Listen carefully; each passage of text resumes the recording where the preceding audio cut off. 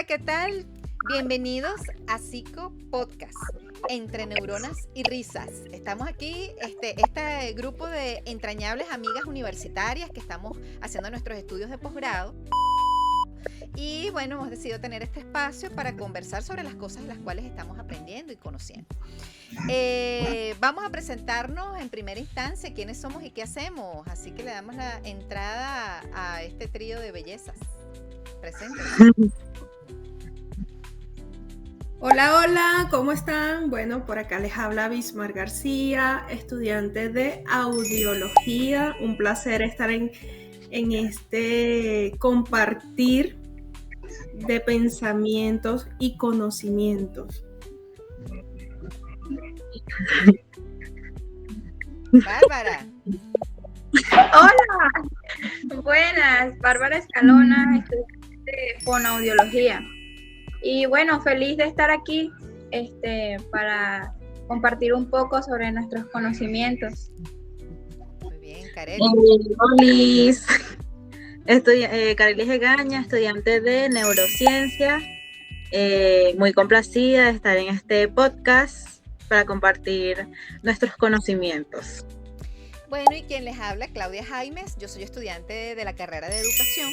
Y bueno, fíjense que a partir de nuestras diferentes perspectivas, desde las ciencias duras hasta las ciencias blandas, bueno, vamos a hablar de este tema de interés que nos atañe. ¿Y cuál será ese tema?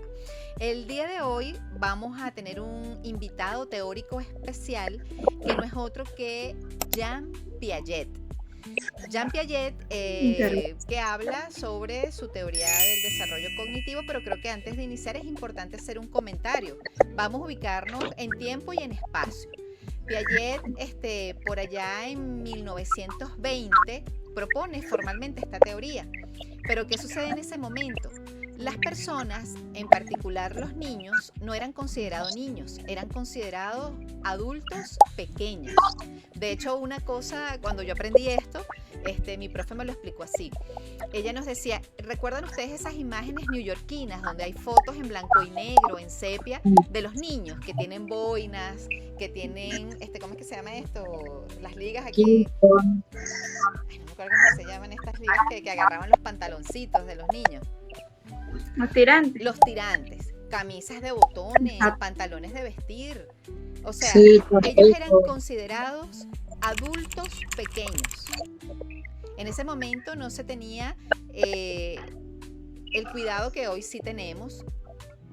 Juguetes, o sea, los juguetes eran de madera y eran así como que algo, las pelotas y ya, pero no había ese proceso de diseño. Entonces fue un acto revolucionario pensar o comprobar la observación que tuvo Piaget en decir, mira, ya va, los niños aprenden de manera distinta que los adultos. Entonces la gente se puso, wow, ¿qué es esto? ¿Cómo es? Pues, tú estás loco. O sea, en ese momento los niños aprendían como los adultos, repitiendo, memorizando y ya. Entonces, eso fue como que una cosa revolucionaria. O sea, ¿cómo tú vas a decir que este individuo, que lo único es más pequeño? Ellos trabajaban, muchos de ellos no iban a la escuela porque tenían que trabajar a los 6 años. A los 4 años ya trabajaban. Entonces, bueno, por eso es importante que nos ubiquemos en el espacio de lo difícil que pudo haber sido para él presentar esto. Él, por supuesto, también fue una persona muy inteligente. Ya él a los 21 años era doctor en biología. Imagínate. A los 21 años ya era doctor en biología. Entonces, por supuesto, era una persona muy brillante y trabajaba con un equipo magnífico que desarrollaba procesos de investigación, de comprobación de desarrollo y de test. Entonces, ese ojo clínico que desarrolló, pues. Entonces, bueno, con esta entrada. Claro, me imagino que también la parte de la biología lo hace centrar en esa parte evolutiva del crecimiento humano para llegar a estas conclusiones de cómo es este desarrollo en niños y adolescentes, que realmente su teoría se enfoca en eso, desde la niñez hasta la adolescencia, cómo son esas etapas y ese proceso. Ciertamente, de hecho él no se define él no se autodefine como psicólogo, él se define como etimológico del desarrollo humano, desde la biología. Entonces, absolutamente, esto es un gran aporte desde el desarrollo. Ok, bueno, entonces dicho esto, pues ya hablamos entonces de quién fue. Vamos a hablar formalmente, ¿quién fue? ¿Qué saben ustedes de Piaget? ¿Qué conocemos? Él fue un psicólogo y biólogo suizo. Él, se dice que nació en 1896, falleció en 1980. Es conocido como el padre de la psicología evolutiva. Entonces fue un suizo, qué bueno. Carelis, ¿tienes algún otro dato?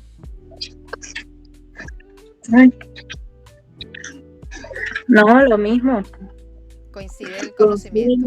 Okay. De acuerdo, yo lo conozco como el padre de la psicología evolutiva. Perfecto. A principios del siglo XX, que él se enfocó en su teoría del desarrollo como tal. Bueno, esto entonces nos lleva al siguiente punto, que es ¿qué propuso?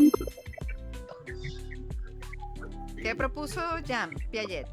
Explica cómo los niños construyen su conocimiento a través de las 4 etapas, desde el nacimiento.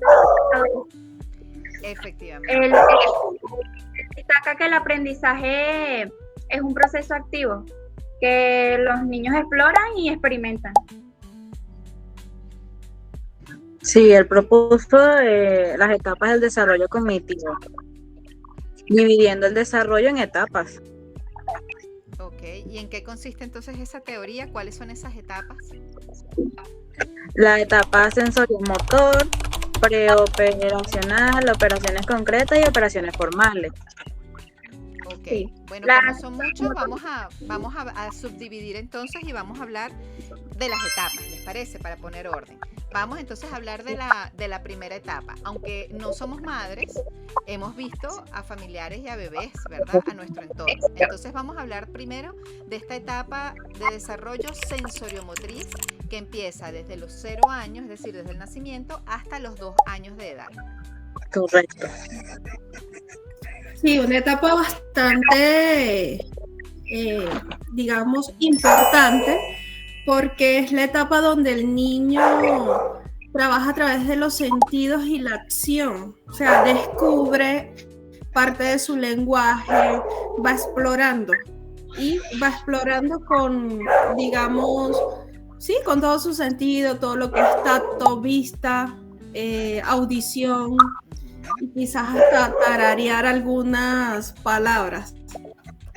Vulgarmente balbucear, como dicen. Ajá, Carelis. Bueno, desde la neurociencia, ¿qué pasa en el cerebro del bebé? Bueno, su cerebro se está desarrollando la corteza motor y sensorial, formando conexiones que le permiten gatear, agarrar objetos, recordando aunque no lo sepa conscientemente. O sea, imaginarnos a un bebé literalmente de 0 a 2 años no habla, no camina todavía, algunos no caminan y no razona como tal, pero para él está conquistando el mundo, agarrando cosas, probándolas, metiéndoselas a la boca, porque esa es su manera de experimentar. Efectivamente, Jean Piaget describe a los niños como grandes exploradores en esta etapa. Ellos están en una permanente experimentación, en una expiación, conociendo. Primero, desde los 0 a los 4 meses, se da cuenta que hay un entorno, hay algo fuera de él y empieza a tener coordinación con esas manitos, ¿ok? Que le van a servir para tomar las cosas de manera tosca. Creo que Bárbara tenía allí unos ejemplos específicos de lo que sucedía con el bebé cuando te manipulaba objetos. Sí, es como por decir un bebé de 8 meses, él agarra un juguete y lo lanza. Entonces dicen, no, que se está portando mal, que no, es porque él está experimentando que a él, ¿cómo puedo decirlo? Que a él hacer esa acción tiene un efecto. Es que la mamá lo recoge, las personas se ríen, entonces por eso es que vemos siempre al niño que agarra el juguete, lo lanza, se lo vuelven a dar, lo vuelve a agarrar, lo vuelve a lanzar y así, porque él está experimentando, es como, Piaget lo llama como una reacción circular. Lo Exactamente. mismo con las comidas. Se la embarra en la boca, en la ropa, la agarra fuerte, se la lanza a la mamá y la mamá le dice que no, y él está viendo ese efecto que está teniendo. Le está experimentando con esa comida por primera vez. No solamente se la está tragando, él está haciendo un arte con esa comida. Oliendo. Está descubriendo nuevas cosas. Correcto. Entonces, fíjense, por eso es que nosotros también tenemos que ser condescendientes con nuestros hermanitos, con nuestros futuros estudiantes pequeños, porque por eso está ese dicho popular, hay que dejar a los niños ser niños, porque hay etapas. Entonces, estas cosas que estamos mencionando, de golpear, de lanzar, quizás para nosotros como adultos tiene un significado, es, ay, está molesto, está irritado. No, él está explorando y eso es algo absolutamente normal. Es parte de su desarrollo. Sí, como cuando, no sé si les ha pasado, pero siempre pasa, que cargan un bebé por primera vez, ¡plá! Les agarra el pelo.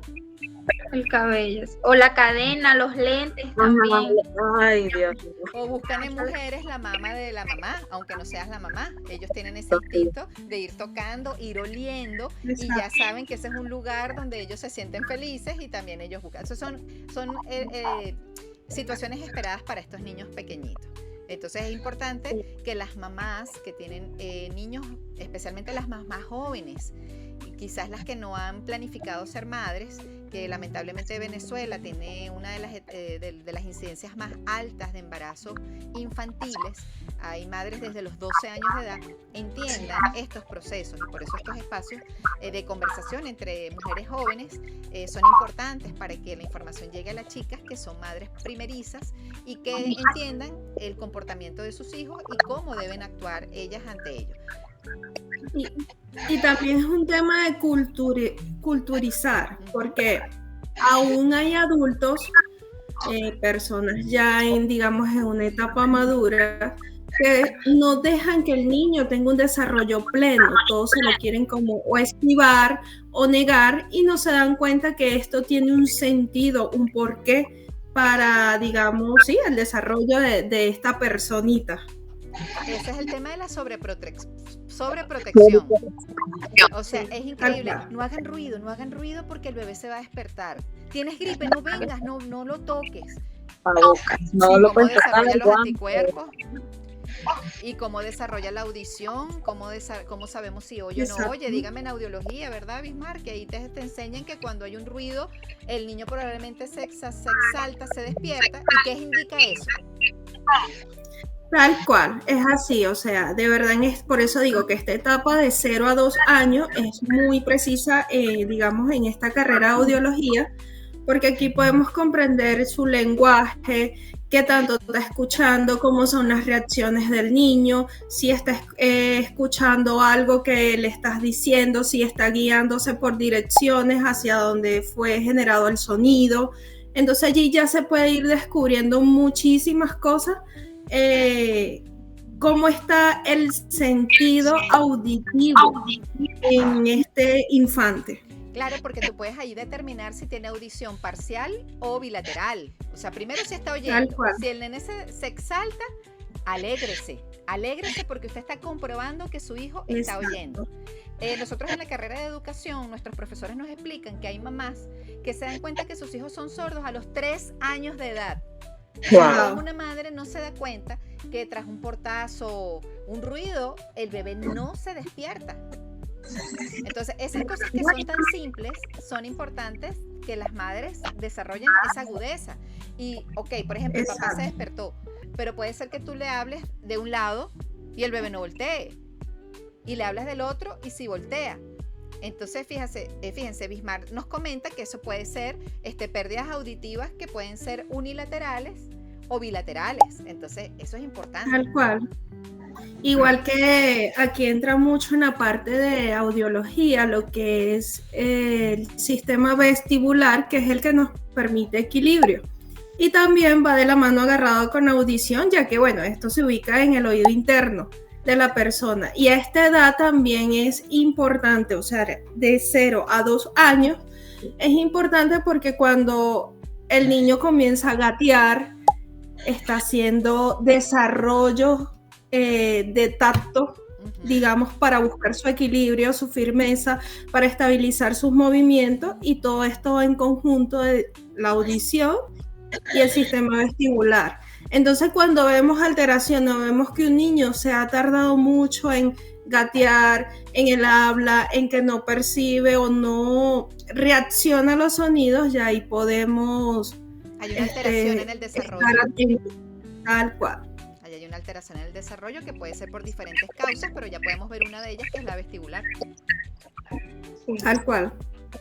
Ok, bueno, qué interesante. Bueno, ahora vamos a la siguiente etapa, que es la preoperacional, que es desde los 2 años a los 7 años. A ver qué, Bárbara, no sé si a ti te han dado información al respecto. No, en esta etapa entiendo que los niños tenemos que tratarlos, estimularlos con símbolos, dibujos. Piaget dice que en esta etapa son más egocéntricos, en el sentido de que ellos tienen dificultades para ver las otras opiniones. Como por ejemplo, yo en mis ejemplos, me encantan los ejemplos, un niño de 4 años que se tapa los ojos y te dice, ¿no me ves? Entonces como que cree que como él no ve a los demás taparse los ojos, pues a él tampoco lo van a ver, pues.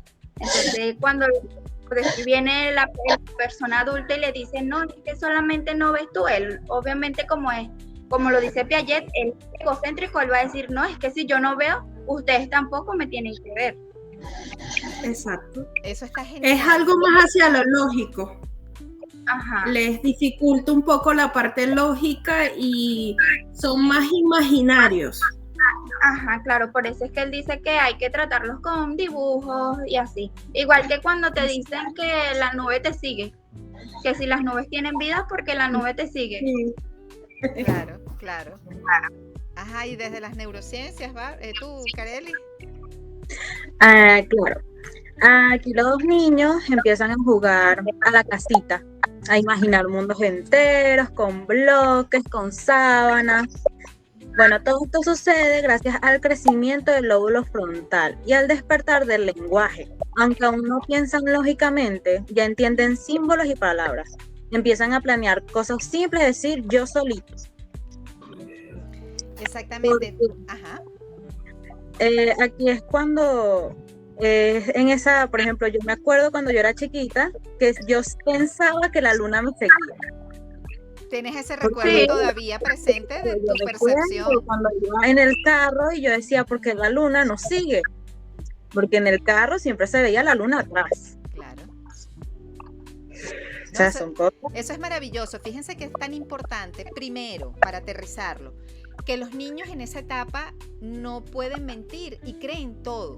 Por lo tanto, esas mentiras que hacen los adultos, va a venir el coco, si te portas mal, sí, va a pasar esto, ellos realmente lo creen. Por eso vemos dentro de nuestras tradiciones culturales que viene Papá Noel, Santa Claus, el Niño Jesús, que viene el Ratón Pérez, que vienen los Reyes Magos, y o sea, eso es cierto, eso es completamente cierto. El conejito de Pascua, todas las princesas. Por eso es que en la educación nosotros tenemos un ciclo que se llama educación inicial, antiguamente se llamaba educación preescolar, que gracias a las ideas de grandes precursores, entre ellos Piaget, se desarrollan espacios de aprendizaje. Es que gracias a la teoría de Piaget es que existen entre otros teóricos, pero fundamentalmente en él. Lo primero es saber que los niños construyen su pensamiento de manera distinta de los adultos. Correcto. Eso permite entonces diseñar procesos de aprendizaje distintos y por eso la educación inicial crea espacios de aprendizaje. Entonces, para que ustedes, yo sé que ustedes no son del área de educación, pero les comento para que tengan la visual. En educación nosotros tenemos ambientes de aprendizaje, entonces hay un ambiente que es armar y construir. Ahí hay madera, hay serruchitos, hay cosas donde ellos, hay tacos, hay todo donde ellos pueden construir, hacer carritos, etc. Hay otro que es representar e imitar, hay disfraces, hay casitas, carpas, hay pelucas, hay corbatas, hay tacones, hay carteras. Y ahí es muy interesante porque nosotros podemos ver incluso en los niños pequeñitos que tienen inclinaciones, o sea, que son, por ejemplo, niños, pero que aman representar a la mujer, se ponen los tacones.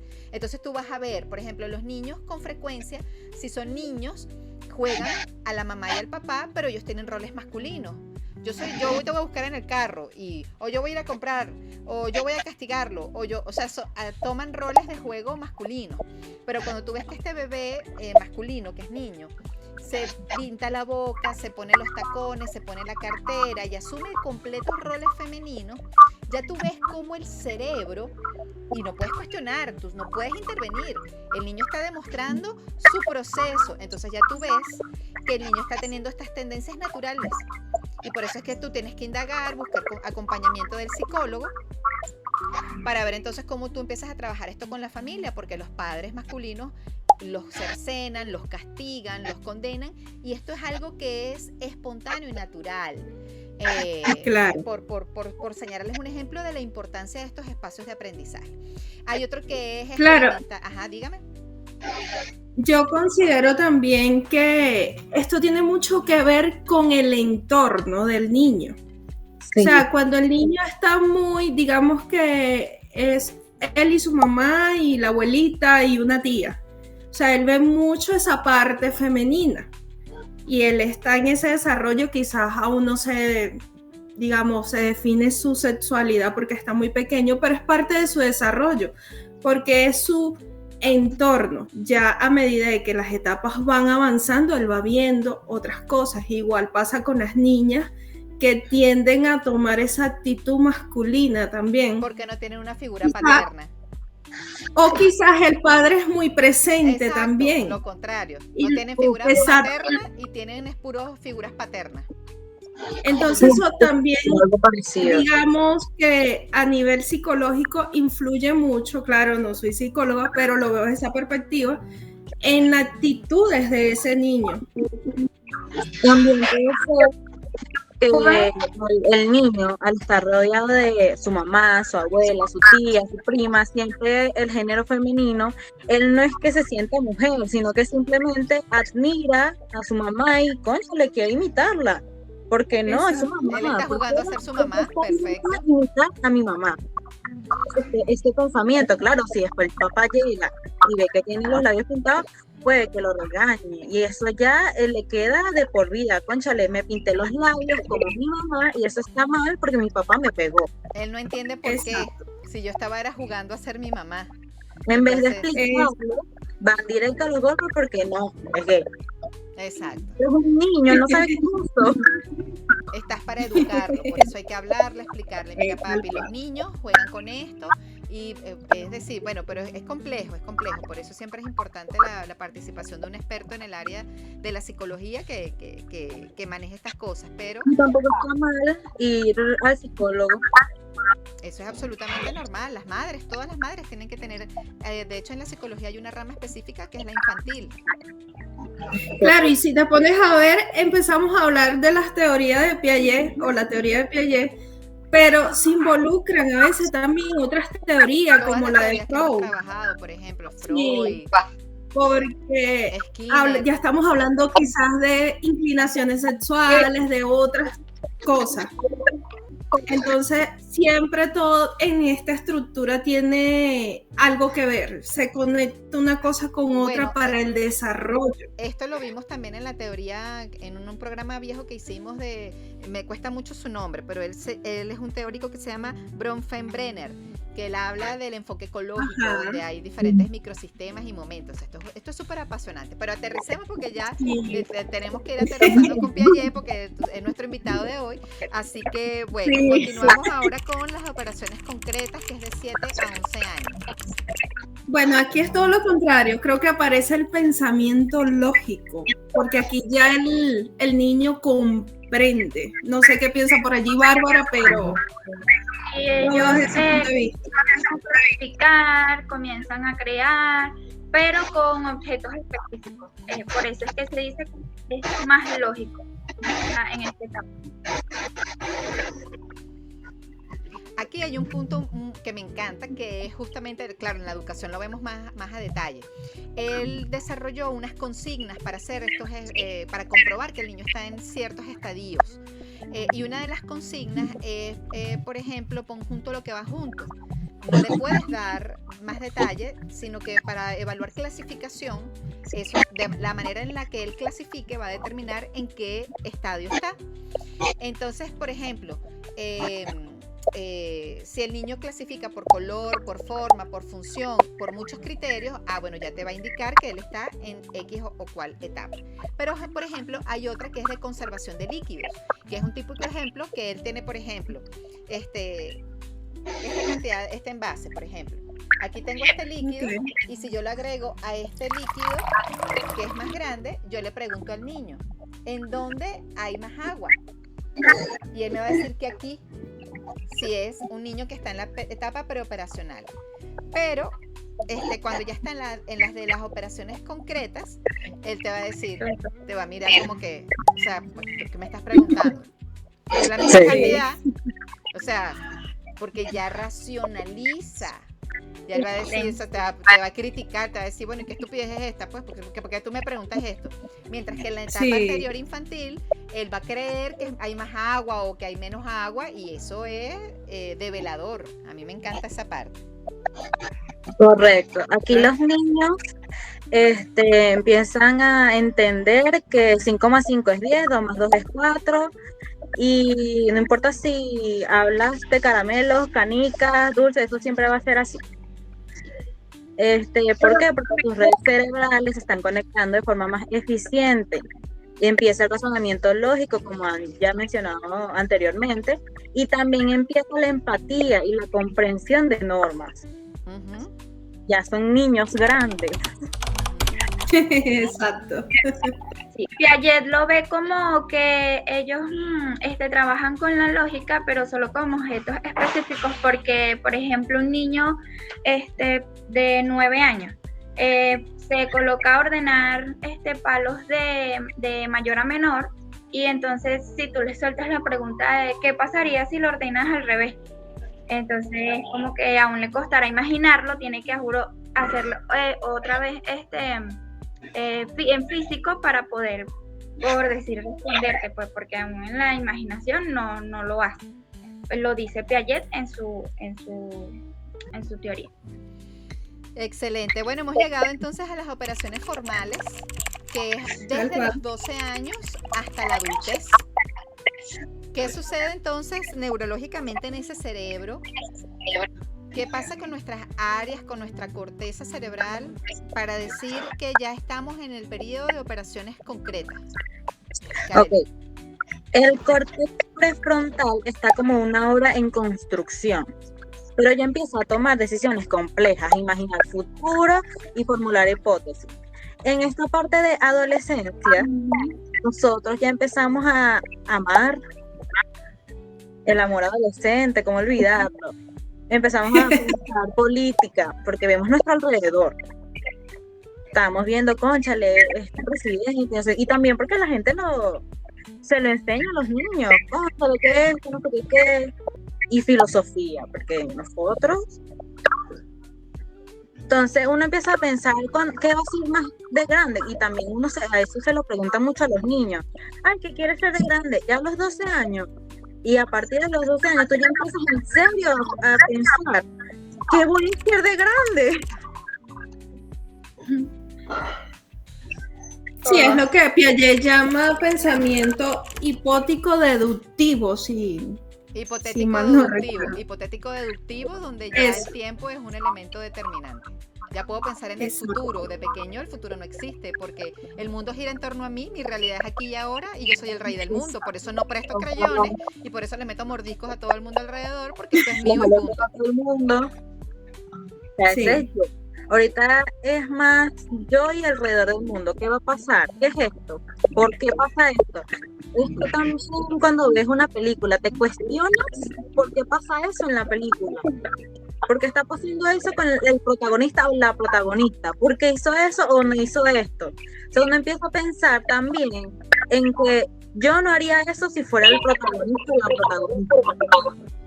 No sé si les ha pasado que ustedes ven una película y dicen, berro, pero qué tonta. Sí, bueno, esa justicia, es muy complejo de pensar en ese momento. Ok, bueno, entonces, ahora vamos con los conceptos fundamentales. Hay varios conceptos, pero creo que hay particularmente dos de ellos que son la asimilación y la acomodación. La asimilación es entendida como esa incorporación de nueva información a esquemas existentes, y la acomodación, modificar esquemas para nueva información. Toda esta dinámica tiene un concepto que es el de la adaptación. No sé si quieran comentarnos su experiencia. Fíjate, la adaptación yo la veo como, digamos, esa armonía que se va generando entre agregar y modificar para llegar luego a un entendimiento sobre la vida diaria del niño, sobre muchos temas de los cuales ya hemos hablado, pensamientos lógicos matemáticos, pensamientos científicos, pensamientos emocionales, pensamientos emocionales y todas esas áreas del niño. Considero que la asimilación y la acomodación hacen esa armonía para llegar al entendimiento. Es como, digamos, la parte final de la teoría de Piaget, que de una manera muy específica nos dice eso, que entre la asimilación, la acomodación, la adaptación, es como logramos entender las cosas, es esa parte cognitiva, esa habilidad que tenemos. Sí, efectivamente, él habla y lo define como el equilibrio. Ese equilibrio es ese proceso en el que ya yo he asimilado, pero además he acomodado e internalizado completamente el conocimiento. Y esto surge a lo largo del ciclo vital. Les voy a contar rápidamente algo que me pasó a mí. Yo estaba una vez haciendo un estudio específico,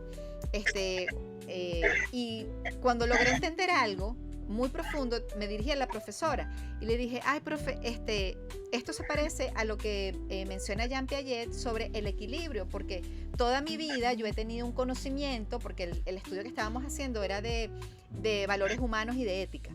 Entonces yo le decía, yo tengo todos estos conocimientos sobre la verdad, la paz, la acción correcta, pero hasta hoy estoy entendiendo unas cosas tan importantes y siento como el conocimiento ha sido instaurado en mí, y yo sé que esto más nunca se me va a olvidar en la vida. Y esto lo llama Jean Piaget equilibrio, porque ya el conocimiento forma parte de mí y no se me va a olvidar más nunca. Y esto no es repetición ni memorización, es lo más lejano a ello. Es el proceso de aprendizaje, del real aprendizaje. Entonces, esto forma parte del equilibrio de la vida. Esto tú lo haces desde cómo doblar una sábana hasta cómo tú practicarlo en el área de la fonoaudiología, como hace Bárbara o como hacemos nosotros en nuestras áreas de estudio. Así que son conceptos que nos acompañan durante todo el ciclo vital. Tal cual, así mismo. Bueno, chicas, dicho esto, vamos a nuestra última parte, que son críticas y vigencia actual. A ver, ¿qué críticas le han hecho a Jean Piaget? Se centró en la persona como que nosotros somos los constructores del conocimiento, pero dejó de lado la parte del desarrollo en el entorno social, cultural y todo eso. Ahí creo que un poco fue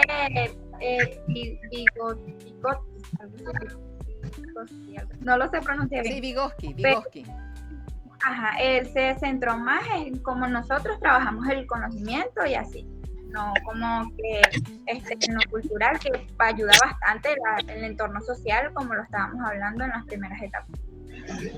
Claro, se dice que Piaget subestimó el rol social y Vygotsky se enfocó más que también el desarrollo va con el entorno cultural. Y bueno, yo también considero que la cultura incide mucho, porque bueno, si Piaget dice que el niño explora actitudes de 0 a 2 años, de que se llena de comida, de que lanza cosas, pero sí hay una cultura en ese hogar donde no hagas esto, no te sientes, no mires, no, y no lo dejan desarrollar eso. Entonces, esto también incide en el desarrollo del niño. Si él no puede explorar abiertamente toda su naturaleza, obviamente siempre va a quedar algo ahí como obstaculizado.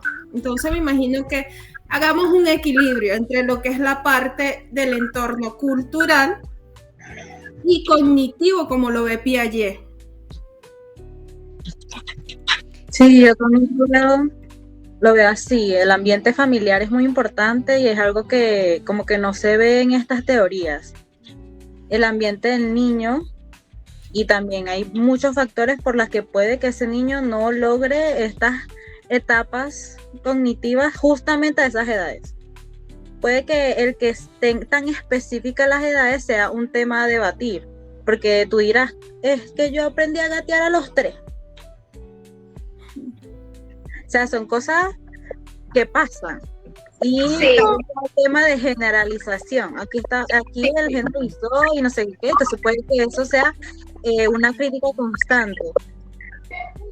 Sí, cuando comienzan las mamás de que no, todo su debido tiempo, él en cualquier momento habla, en cualquier momento camina, yo no sé qué, pero entonces sí, tenemos que tomar en cuenta que ahí él se hizo sus exploraciones, ¿cómo se puede decir? Sus proyectos y todo eso, pues sus investigaciones, y cada tiene su etapa, pero sí se preguntan pues hoy en día que hay gente que considera que el desarrollo puede ser más gradual, o sea, que en cualquier momento él lo va a hacer, porque mi hijo primero, tuve 3 hijos, entonces el primero habló a los 2, el otro al primer año y el otro a los 5 años, entonces como que también nosotros como seres humanos a veces no...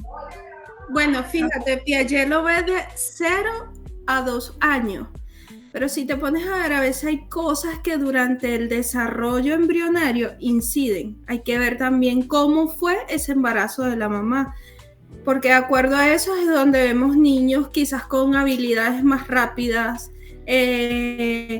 más hiperactivos o menos hiperactivos. Y el niño está escuchando desde allá adentro, quizás no tiene una conciencia, pero ya él va desarrollando. Entonces se ligan muchas cosas. Para dar una crítica, digamos, en la teoría de Piaget, que es muy buena, pero debemos enlazarlas con otras.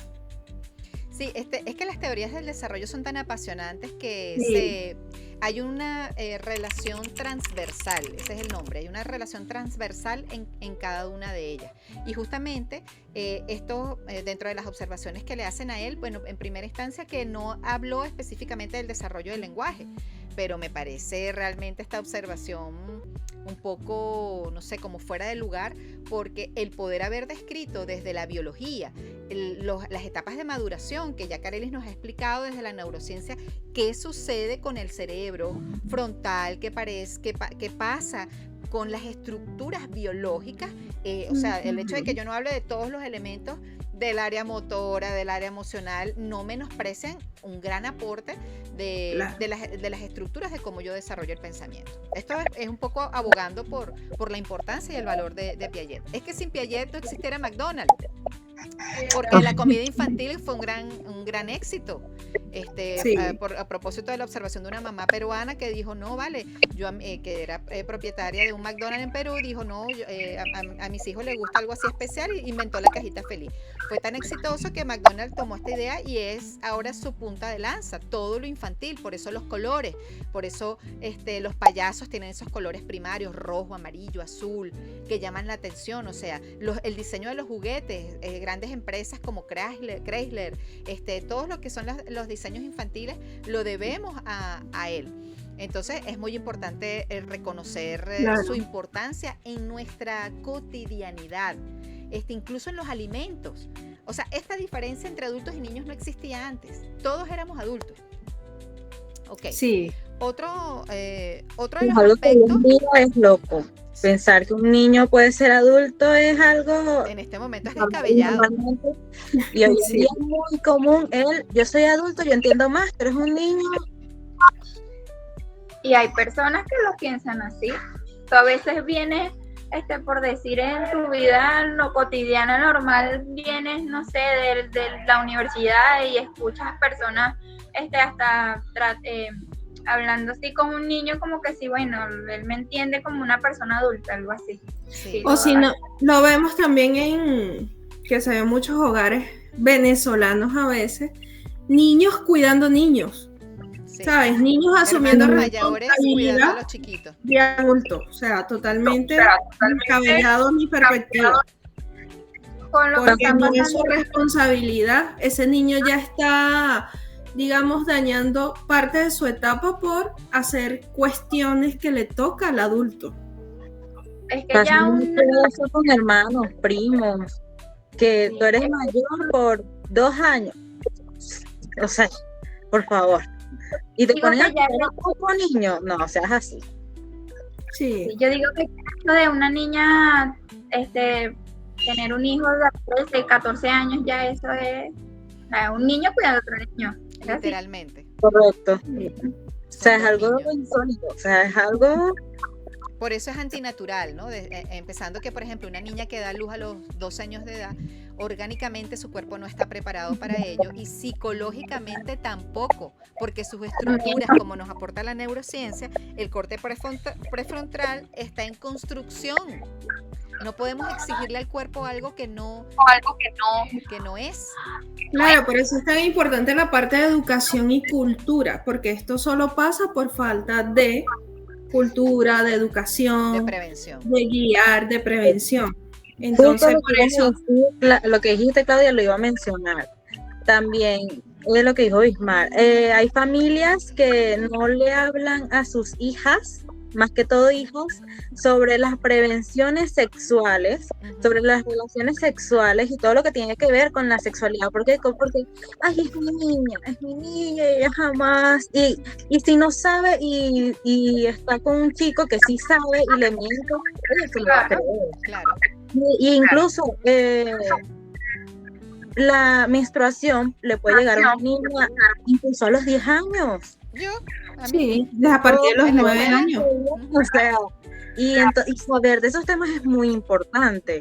Es Sí, por claro. eso que hoy en día, por lo menos, me alegro Ujú. que en las escuelas se esté tomando este tema de charlas, ya sea con los padres o estudiantes o con los niños, sobre prevención sexual, porque no todo tiene que ver lo de la concepción de hijos. También hay enfermedades que pueden arruinar la vida de esa niña. Imagínate una niña con un SIDA, Exacto. no solo con un embarazo, con un SIDA. Ujú. Sí. O sea, son cosas que hay que hablar. Y la niña no está preparada ni en su cuerpo, ni mental, ni nada para tener un hijo. Exacto. Justamente en la educación, en las ciencias de la educación, eso está previsto. La educación sexual se hace desde el preescolar. Y eso tiene una subdivisión, porque los padres se asustan como que es educación sexual en preescolar, si él no tiene interés. Es que la sexualidad no es el acto, no es el acto del coito. Es la identidad de reconocer tus partes íntimas que nadie las puede tocar, que nadie las puede ver. Ni siquiera tu papá, si tú vives con mamá y papá, tiene que ser mami, ¿ok? O sea, tiene que ser, hay toda una serie de cosas que se enseñan en la educación, desde la educación preescolar, y a medida que vayan creciendo, como está mencionando Carelis, efectivamente, si ya estás en primer grado, segundo grado, tercer grado, bueno, mira, nadie te puede tocar tus partes, nadie te puede enseñar a encerrar en el baño, no te pueden besar en la boca, etcétera, etcétera. Entonces, sí, y en las escuelas por supuesto que hay muchos niños con VIH, porque hay padres que tienen el VIH, no lo sabían, y estos bebés han nacido por el tracto vaginal y han sido contagiados. Entonces hay protocolos. Si los padres ya saben que están enfermos con VIH, el parto tiene que ser el nacimiento tiene que ser por cesárea para que no haya la contaminación por el canal vaginal. O sea, hay toda una serie de cosas que hay que cuidar, por supuesto. Y eso ya está incluido en la educación desde preescolar, desde los niños chiquiticos. Esos temas se van abordando en la escuela porque, bueno, son hipernecesario. Bueno, para cerrar, chicas, una de las cosas que sí quería mencionar es la vigencia actual. El pensamiento piagetano está más vigente que nunca. Incluso han habido estudios en el que se ha puesto en práctica esto esta teoría del desarrollo, se han aplicado a niños en diferentes culturas, en diferentes partes del mundo, y adivinen cuáles son los resultados. Los mismos.